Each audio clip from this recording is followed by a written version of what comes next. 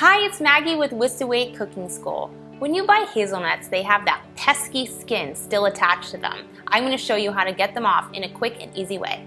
First, you want to toast the hazelnuts in a dry skillet over medium heat. You'll know when the hazelnuts are done toasting when you can smell them when you're standing by the pan.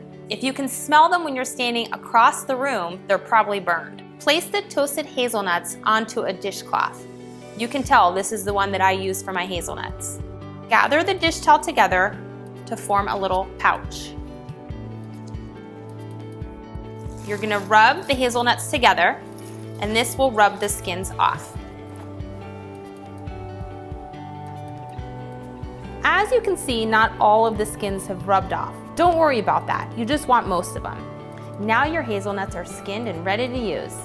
Thanks so much for watching. Hopefully you've learned something new. Don't forget to subscribe. You can also follow me on Instagram, Facebook, and Twitter.